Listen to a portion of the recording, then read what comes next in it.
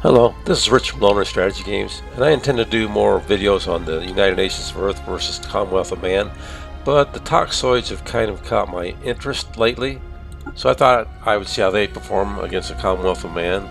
They're scavengers, they're another democracy, a direct democracy. They've got mutagenic spas, they're fanatic egalitarian, materialists, their traits are augmented intelligence, incubators, unruly, and spliced adaptability, and their origin is overtuned. As for the Commonwealth of Man, I did create a custom empire and change the origin to Galactic Doorstep. Hopefully that way I won't get a United Nations of Earth empire to spawn. So with that, I'll go into my settings. Got it set to one AI empire only, tiny galaxy, elliptical. I've set this to Grand Admiral for the difficulty. AI aggressiveness is high. And the rest of the stuff is pretty much unchanged. So with that, I'll get started. Hit play. And there's my little intro screen for the Toxoids. I'm going to take a quick look at the basic settings for both empires. And I'm going to put timestamps in the comments down below the video. I don't have all the fancy doodads that the bigger channels have, but this way the timestamps you can jump around to whatever happens to interest you. So for the home world, they've got these buildings and these districts. Take a look at the outliner real quick. They've got one fleet of 3 corvettes, typical. While I have their fleets pulled up, I'm going to take a look at the ship details. So that their corvettes have 2 small mass drivers and 1 set of nuclear missiles. They've got 2 shields and 1 armor, pretty typical. They've also got a construction ship and a science ship. As for the Commonwealth of Man, this is their starting system. Their empire capital is Unity.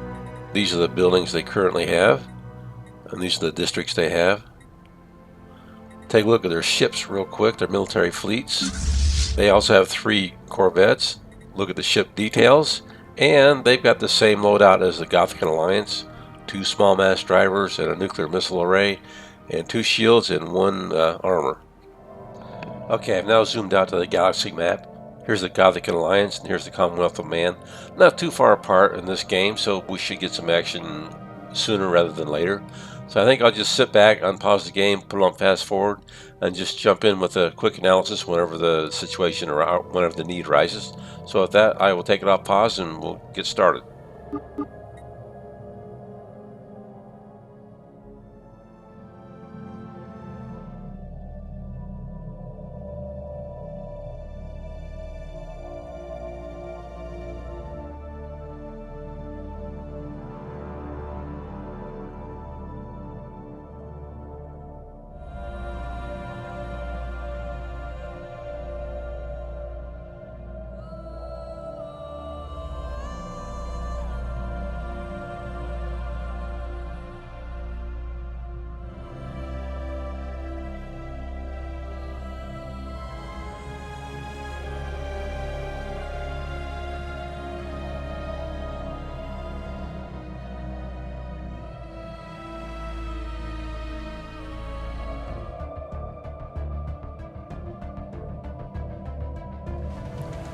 It's been about 10 years of game time now, and it looks like they're off to a pretty even start.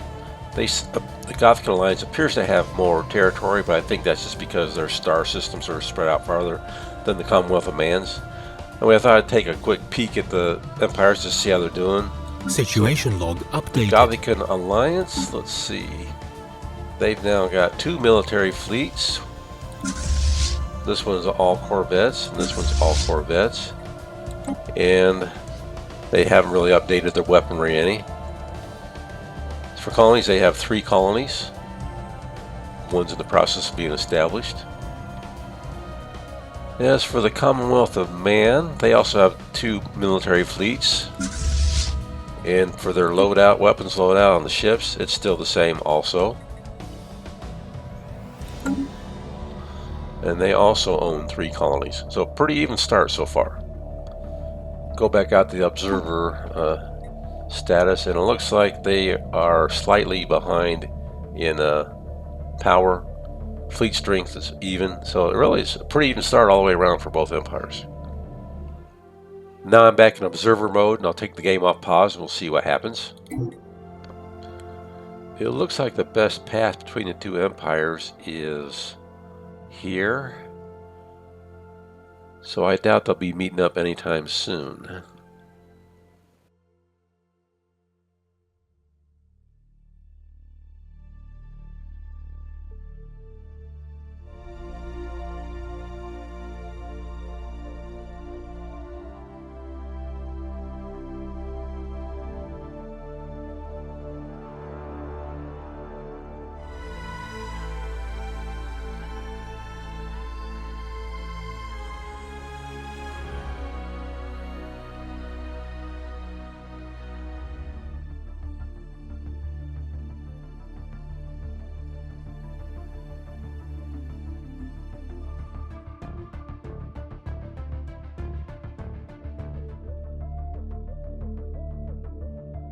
So now it's been about 25 years of game time, and it looks like the empires have started expanding away from each other. I don't know if that's good or bad, but that's the way this game's evolving. Thought I'd drop in again and take a quick look at the empires. Situation log updated. Commonwealth of Man. Bring up their outliner. And they've got 1, 2, 3, 4, 5, 6, 7, 8 colonies now. As for military fleets, they've got 3. I'll take a look at their most powerful one. And it's still all corvettes. And weaponry is still the same. They haven't upgraded anything there. So I'll take a quick look at their traditions too while I'm at it. And they've started with adaptability, and they've got expansion. So now I'll switch over and look at the Gothikan Alliance real quick. They've got 1, 2, 3, 4, 5, 6 colonies. And pop in and take a look at their fleets also. They've got 3 military fleets. I'll take a look at their most powerful one. And it's all corvettes too, same as the Commonwealth of Man. Take a look at the ship details, and they've upgraded these a little bit. They've now got 3 small blue lasers, and they've switched their defense armament around a little bit. They've got 1 small deflector and 2 armor. So a little bit of a switch. Check out their traditions real quickly, and they've chosen prosperity and discovery for their first 2 traditions. I'm back out in observer mode, so I've unpaused the game and we'll see what happens next.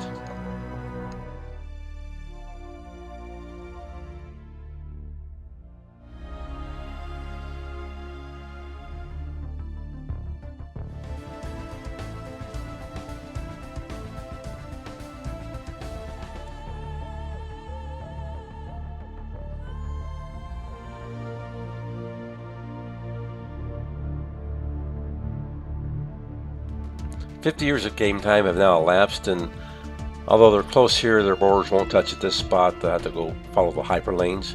Thought I'd drop in and take another quick look at both the empires.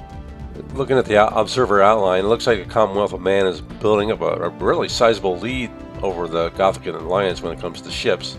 57.8 versus 16.8. Their power is also higher. The only thing and they even surpassed them in population. So I think I'll have to go in and take a look at the individual empires. Here is the Commonwealth of Man.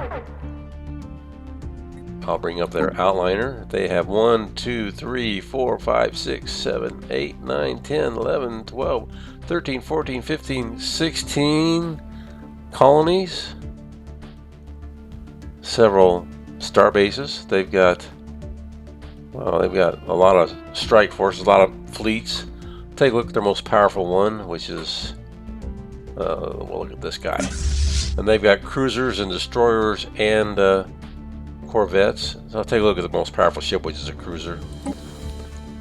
And they've got all large coil guns, medium, and they've kind of alternated between the shields and the armor. As for the destroyers, they've got plasma accelerator, small ion disruptor, and energy siphon. They alternate between the armor and shields. They've got 2 afterburners. Corvettes, they've got the small plasma thrower, grade 2, small ion disruptor, level 2, and an energy siphon. And they've got 2 armor and 1 shield and an afterburner. As for their traditions, they've now adopted supremacy. Their economy looks to be in pretty good shape. No shortages. They don't like to store up influence. They're over their fleet capacity, so they're getting some penalties there. The Gothikan Alliance has 1, 2, 3, 4, 5, 6, 7, 8, 9, 10, 11, 12, 13 colonies. They've got several fleets also.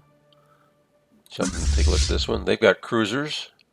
So their cruisers are outfitted with medium X-ray laser and medium disruptors. And they alternate between shield. Well, it looks like they've got a little more shield defense than armor. And they've got one afterburner. As for their destroyers, again, they're focusing on shields for defense. They've got a Class 4 medium X-ray laser and Class 1 small disruptor.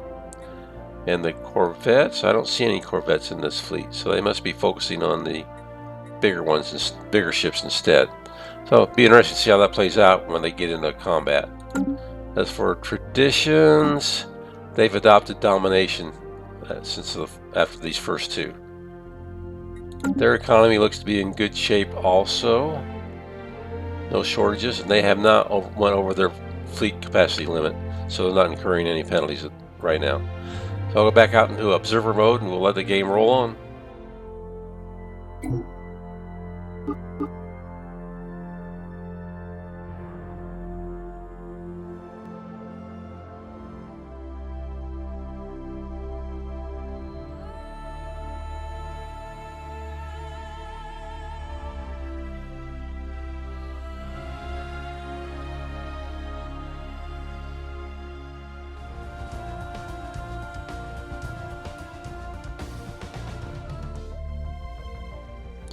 I'm now 64 years into game time, and it looks like a invasion path has been opened up finally between the two empires. So I thought I'd drop in and take one more quick look before they actually go to war. So take a look at the Commonwealth of Man, and I want to see what their opinion is of the Gothikan Alliance. And it's minus 470, so it looks like it's ripe for war. Bring up their outliner. I want to take a look at their ships real quick, see what they've got. Let's take a look at this one.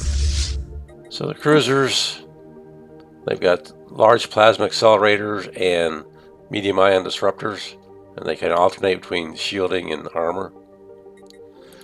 Switch over to the Gothikan Alliance real quick and see what they have. Let me see if I can find their most powerful fleet. Let's take a look at this one. So they've got battleships, believe it or not. They're outfitted with a large gamma laser, stage 5 or level 5, and a medium ion disruptor, and small plasma accelerator and quantum missiles. And they've got a lot of shielding and some armor and some afterburners. Looks like they're preparing for war against the Commonwealth of Man. I believe they had a lot of laser weaponry. So they're behind militarily in power, but looks like they've got the right offensive stuff and defensive stuff to put up a good fight with the Commonwealth of Man. So we'll see how this goes when the war finally does erupt.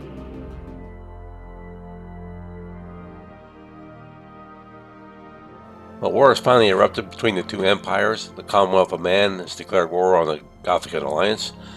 I think I'll pause this real quick and drop in and see how the war is going. I'll do it from the Gothikan Alliance's point of view. Well, let's see, let's bring up their outliner. From the Gothikan Alliance's point of view, they are slightly losing, it looks like. 5%, 4% war weariness, so it's got a long ways to go. Thought it might be interesting to once again go back into the individual empires and see what the war looks like from their viewpoint. So if I go into the Gothikan Alliance, they've got a lot of enemy fleets in their territory, and it looks like they've got a lot of planets occupied by the Commonwealth of Man as well. So I switch over to the Commonwealth of Man. Yeah, they seem to be doing pretty well. It looks like they're going to win this war without too much trouble. Go back out to the observer view. Well, the first war is now over, and I didn't really see any change in the empire boundaries at all, so it must have been a stalemate. I did notice that the Gothikan Alliance cut pretty sharply into the Commonwealth of Man's military advantage. I want to take a quick look at the status of the fleets before the game goes on, so I'm going to go into the Commonwealth of Man, bring up his outliner, bring up one of his fleets. This looks like a good one. And it looks like he doesn't have battleships yet. He's got a cruiser, and they've got medium plasma accelerators and medium ion disruptors, and they're split about 50-50 between shields and armor. Drop down to the cruisers, there are the destroyers real quickly, and they've got a medium plasma accelerator and a small ion disruptor and an energy siphon, and they're split pretty evenly between armor and shields as well. Corvettes, they still haven't changed those from when the game first started.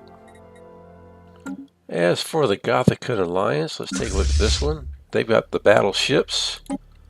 This one's got a particle lance and a large gamma laser and medium phase disruptor and a medium gamma laser, stage 5, class 5, whatever you want to call it. They've got large advanced shields and advanced armor, and they've got a shield capacitor. I'm going to take a look at their cruisers next. They've got a medium gamma laser and a medium phase disruptor.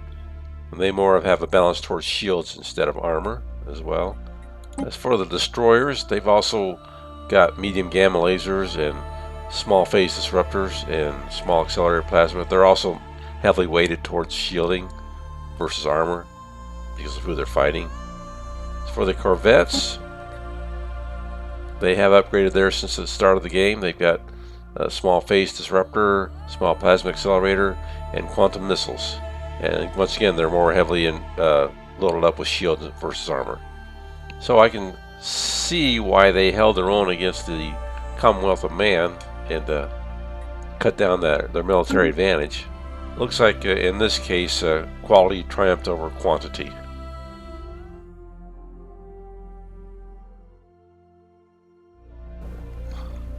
The second war has now started between the two empires, and it looks like the Commonwealth of Man has built up a sizable military advantage over the Gothikan Alliance again.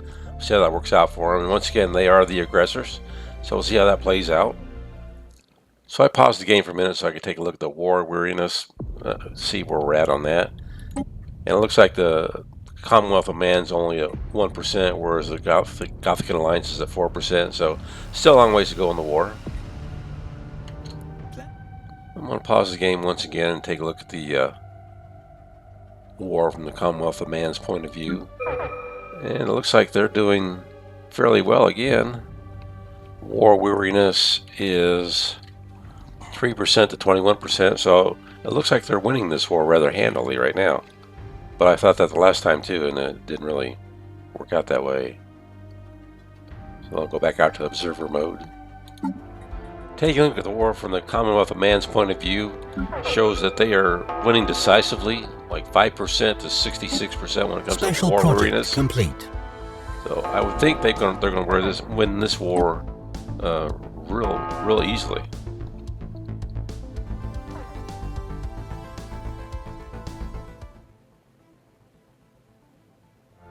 So in the year 2309, the war is over and the Commonwealth of Man has won. I think I'll go in and do a post-war analysis real quick. It would seem like the Commonwealth of Man had made some adjustments to the ships in order to do so well. But I want to take a look. Got a lot of colonies. Lots of shipyards and star bases. And let's take a look at one of their more powerful fleets. So they've got battleships now. Battleships are equipped with arc emitters and small plasma cannons and small phase disruptor and guardian point defense and some advanced strike craft, medium plasma cannon and phase disruptor. They're still kind of evenly balanced between shields and armor, although they do have a lot of shield capacitors. As for the cruisers, looks like they've gone more of the large plasma cannons with a medium phase disruptor, and they're also still evenly split between armor and shielding. Destroyer, medium plasma cannon, and small phase disruptor, still evenly split here. And last but not least is the Corvette. And they've done the small plasma cannon, the small phase disruptor, another small plasma cannon. Now let me go take a look at the Gothikan Alliance real quick. And let me pick out one of their fleets. They were pretty well decimated, it looks like. So their battleships are outfitted with the Tachyon Lance, large plasma cannon, large Stormfire autocannon, medium phase disruptor, and they're heavily weighted towards shields versus armor. They're not using their auxiliary slots though, I don't know why. For the destroyers, they've got medium plasma cannon, phase disruptor, marauder missiles, and once again they're weighted more towards shielding than armor. And it's for the Corvettes, small plasma cannon, small phase disruptor, and marauder missiles, and a little more heavily weighted towards shields. So the way it looks now, I don't think it looks like they're not going to recover from this war, but we'll play it out and see. Well, the third war is broken out between the Commonwealth of Man and the Gothikan Alliance, and it looks pretty ominous for the Gothikan Alliance. They are outnumbered almost 10 to 1 on the battlefield, so I think it's going to be pretty well over for them, but we'll see how this goes.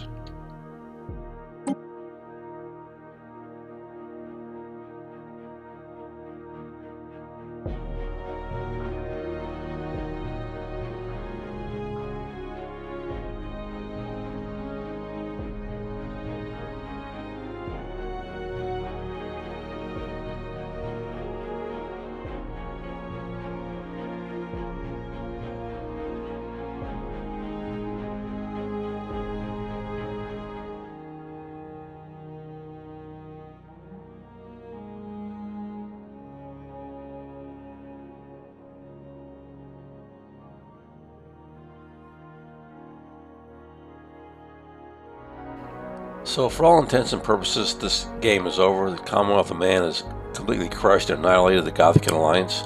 So that finishes this video up. Hope you enjoyed it. So this is Rich from Loner Strategy Games. I will see you later. Bye.